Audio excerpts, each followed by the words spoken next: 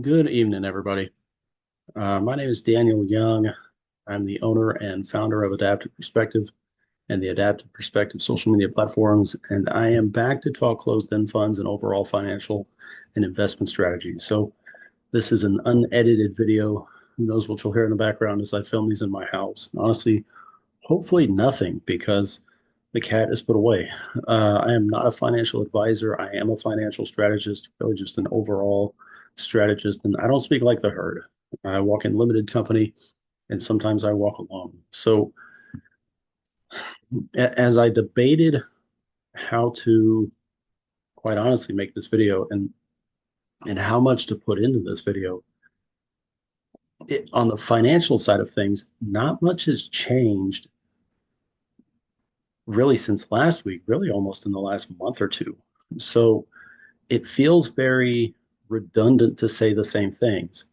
And I could tell you a lot of things that have happened politically and how that impacts the financial markets, but that's not really the point of these videos. So the overall herd sentiment at the moment is fear.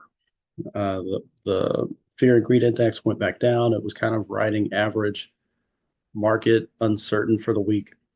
And for whatever reason, the week finished more fearful. Now, if you read into that, which I don't necessarily read into that, but the herd steers the overall market mentality, regardless of how the market really is. So the herd itself is worried about tariffs and how that impacts pricing because those news agents and fear mongers in chief are pushing the herd away from certain things. They're also pumping fear into the herd itself. You've got the Fed mostly uncertain, which I think is part power grab. Also, just they don't understand the tariff game either. Uh, the Fed wants control, but they're averse to anybody trying to control them. So they're going to really do their best to keep their power, even if that hurts you and me. I've said it before, the Fed, regardless of how you think the Fed is supposed to operate and what the overall purpose of the Federal Reserve is, the Federal Reserve cares about power and they don't care about you and me. So that really puts us in the same boat we've been in. Bonds are despised, bond proxies are despised. So it's really just using the current market like we have been. Use the current market for the best overall outcome for the long term, and then pending how the market changes in the short term as well. Like if you pick a stock, right? Like we saw a dip in the market, and I would categorize it more as just general fear, not so much the technology dip, or there's still talks of a recession dip. It's not that. It's just it slumped at the end of the week. And I mean, gosh, you could look at a ton of reasons of why. I mean, herd, Federal Reserve, and then a lot of other stuff. Herd, Federal Reserve, tariff, and everything in between. So it's not the blip in the bubble where the market drops 10%. It's not that.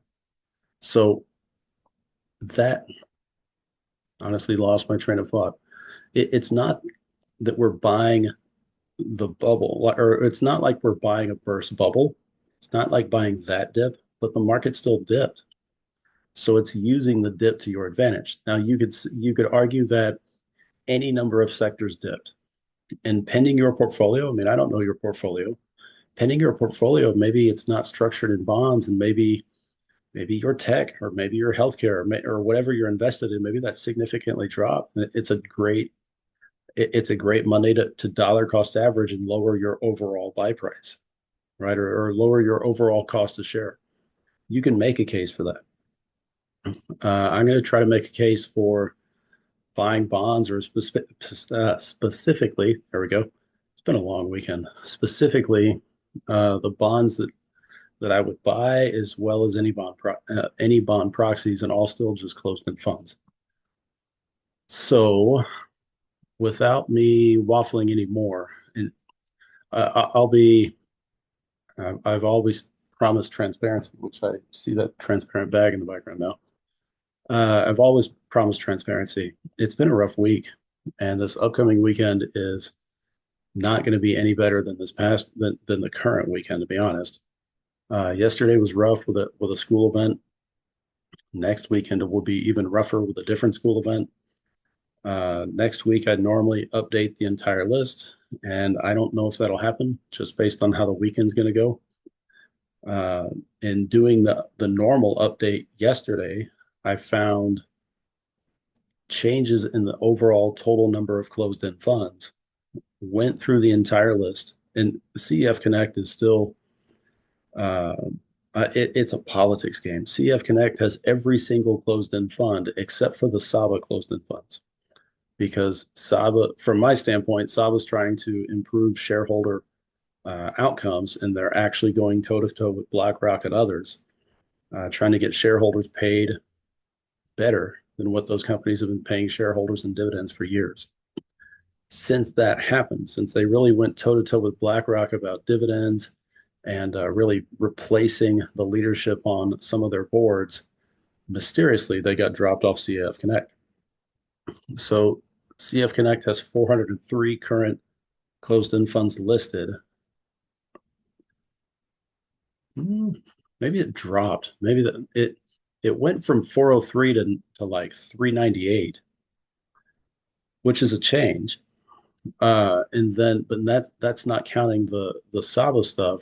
And in going back through the list, I mean, even though it's not my weekend to completely update things, and going through the list, I found two new BlackRock funds, and I want to say I deleted two to three other funds that had just dropped off the list, but that still doesn't equate to the total number currently listed on CF Connect. It's kind of weird. Um, so I have those two funds to still update. This upcoming week, it's going to be a struggle to update the entire system. Uh, it's just the realities of life. You've got all this other stuff going on, and it's still trying to find time to update the normal, even the stuff that impacts how you invest. Not just me making these videos, but just how we would invest in general in the weeks ahead. So if I'm more tired than normal, or I don't want to make a video with incomplete data. But if you find a mistake on my videos, then just drop me a comment and let me know, and I'll apologize in advance. I'm tired this week. I'm going to be super tired next week. So let's see. Let's get into this. So here's the top selections of this week, and instead of going through all the stuff like I normally do on the master, we're just starting like this here. Uh, I'm still working through different portfolios. I'm still working to transfer all of our stuff under one umbrella. But I went ahead and labeled these as a money market coloring versus the dark is our Roth. Uh, so these are all the targets for the week. So, and I updated the color coding here. You can make a case. So we're looking at bonds. So whether corporate bonds, BDC, or municipal bonds, and then the proxies of that.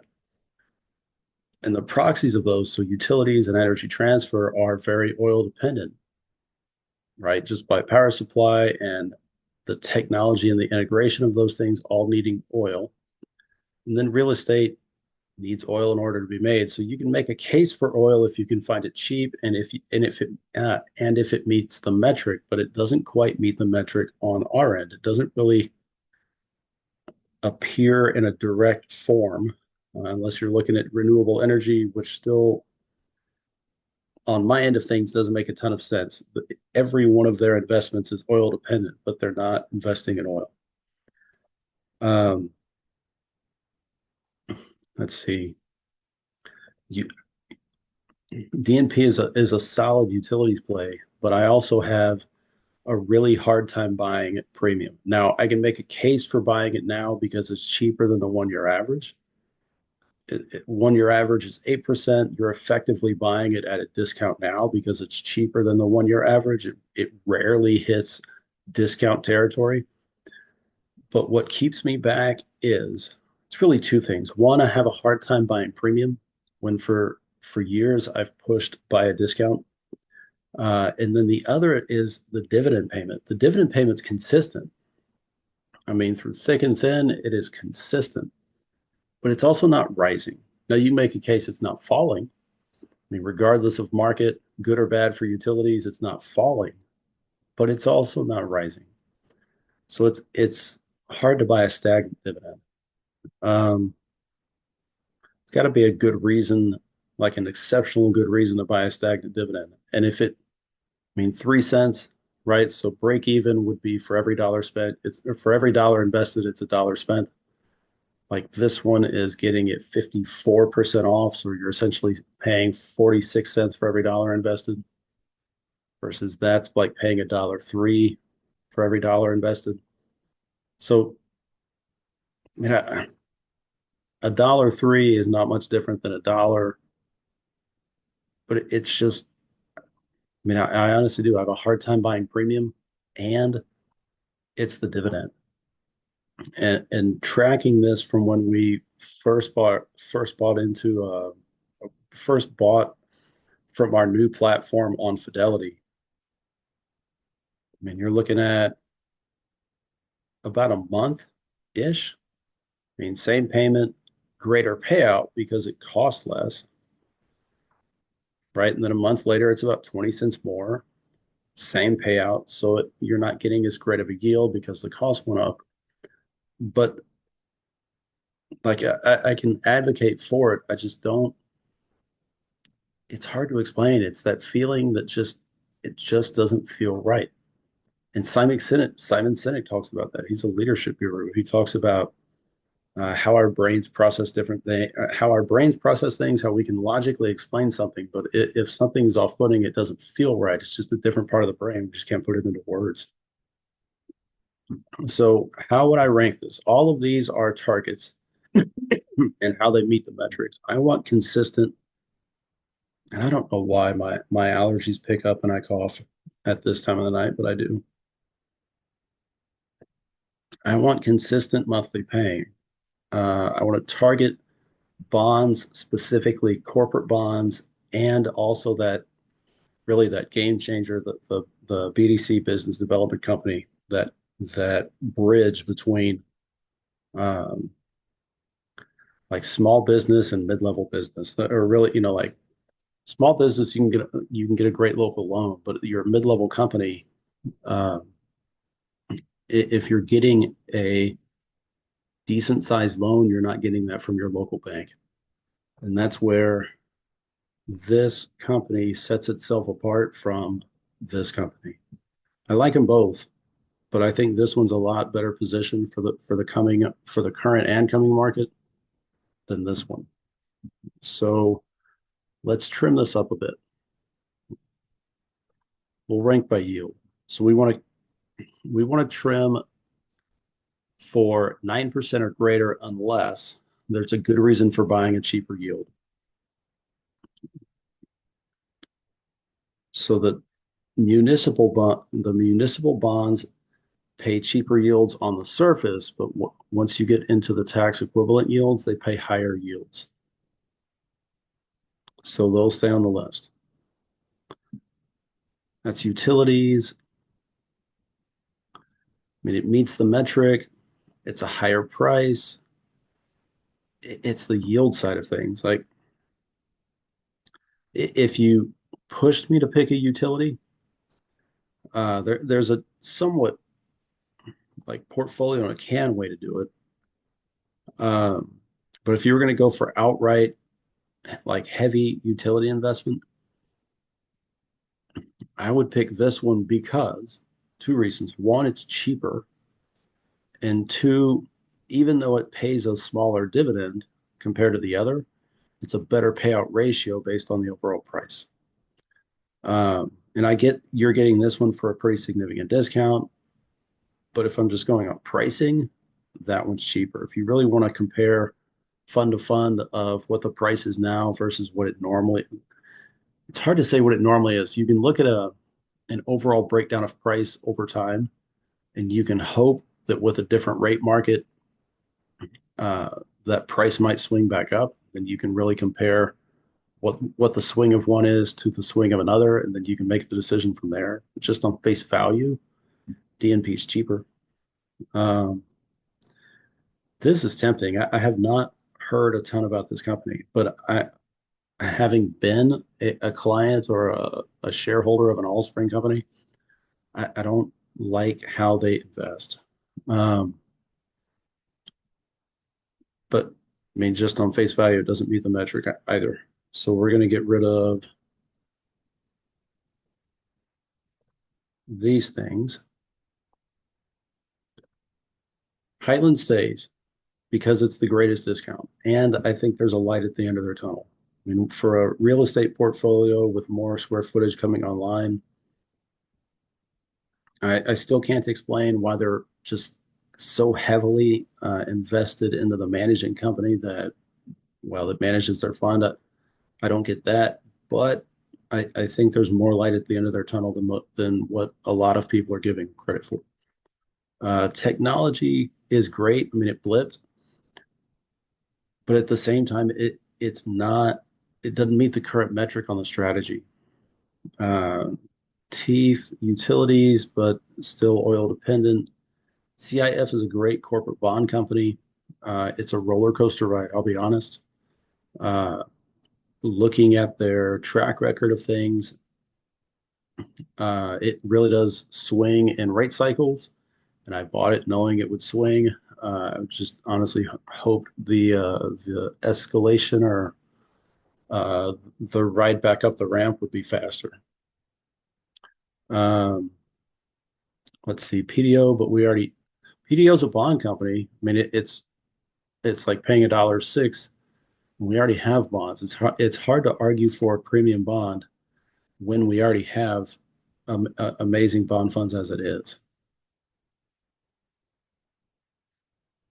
See, River North, it's a mixed portfolio, but I've already got a mixed portfolio.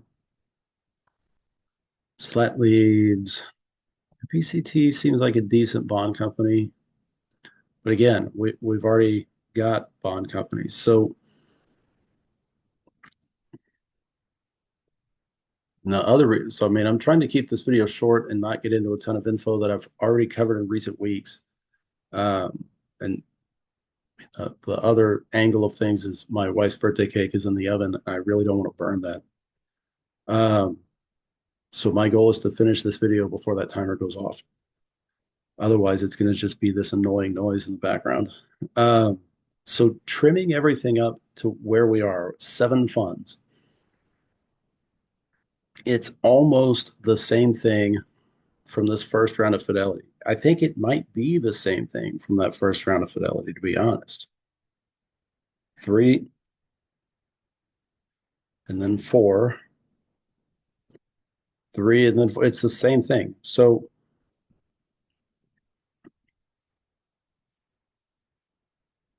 they were honestly not my design.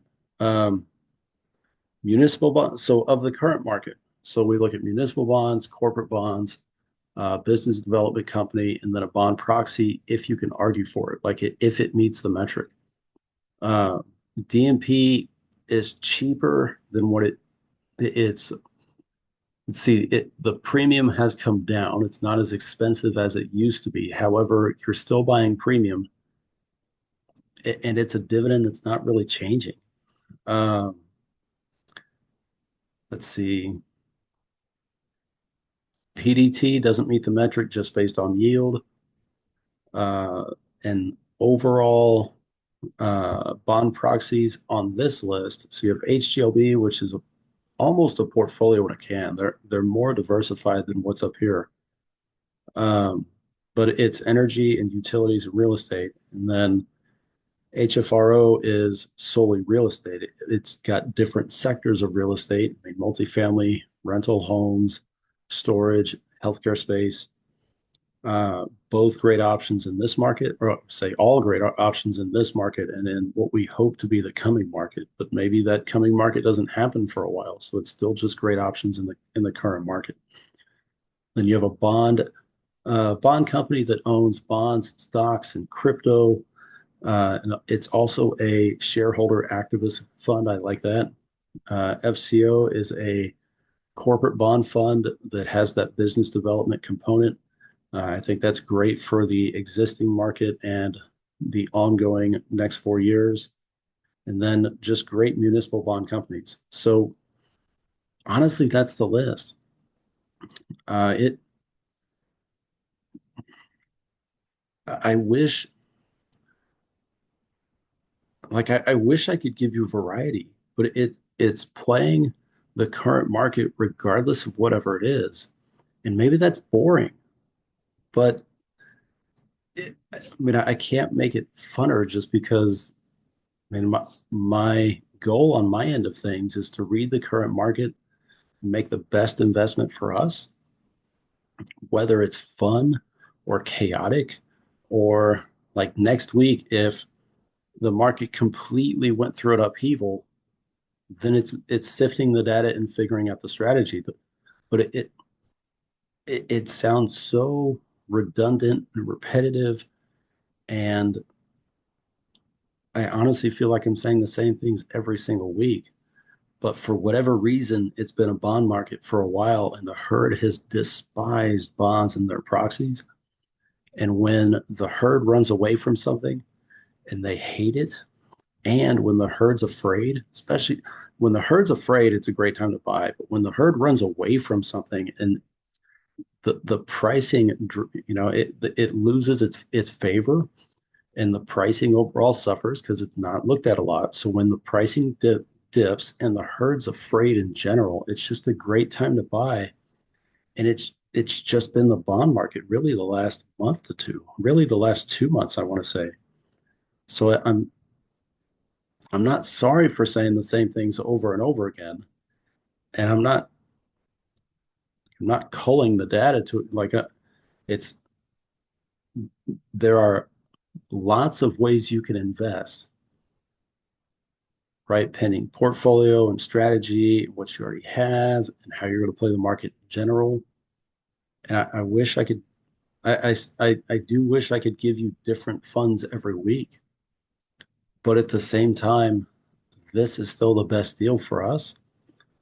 So of what we would buy this week or tomorrow, I mean, this week um, we bought the last round of stock um, at the end of January. We'll buy the next round of stock at the end of February, which would be this week. I'm switching portfolios, hopefully at the very beginning of March.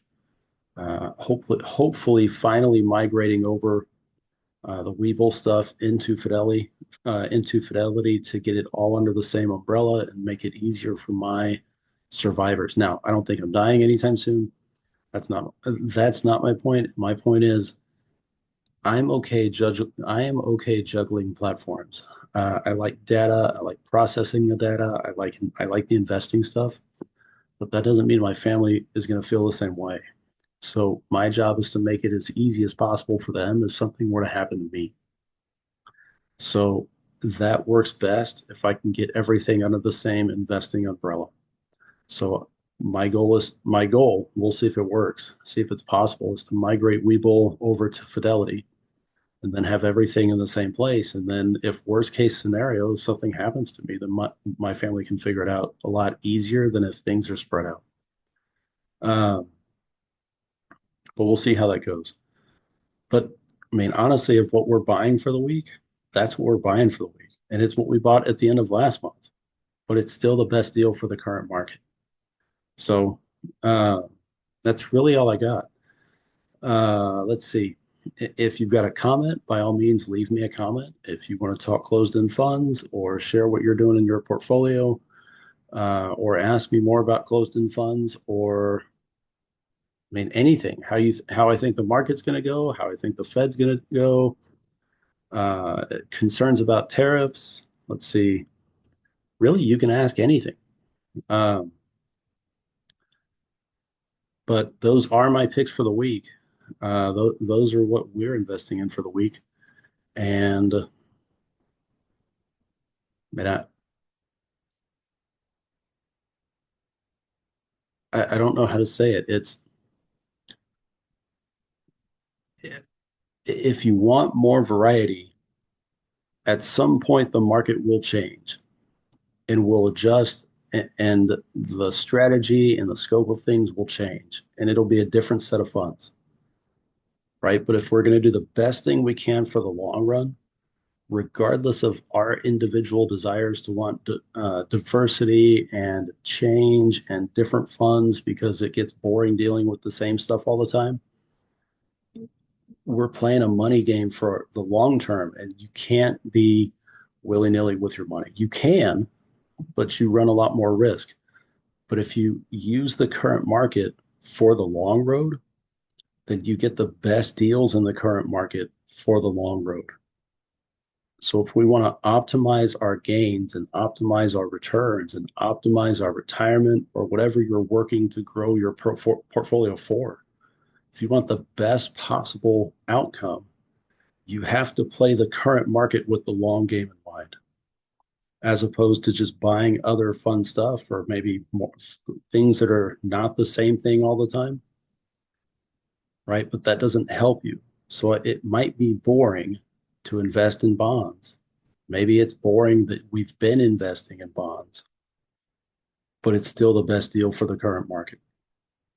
So we're back to strategy. We have a strategy.